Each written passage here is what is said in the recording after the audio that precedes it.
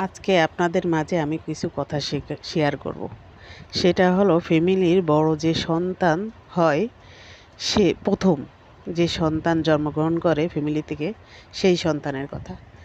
দেখুন, সে একসময় বড় হয়, বড় হওয়ার পরে পিছনে যদি ভাই বোন থাকে, বাবা মা থাকে, তাদের পিছনে অগাধ পরিশ্রম করে তাদের মন রক্ষা করার চেষ্টা করে।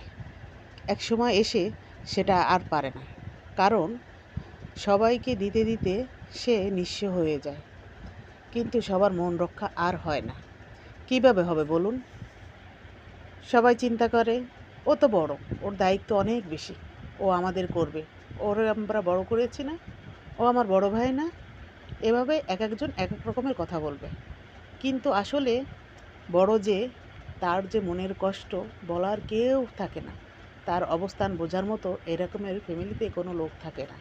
কারণ সেই বড় সন্তান ভাবে, আমি বড়, আমার লজ্জা অনেক বেশি, তাই লজ্জার লোক ভয়ে কাউকে কিছু বলতে পারে না। তাই সব সময় সবার জন্য জীবন দিয়ে করার চেষ্টা করে।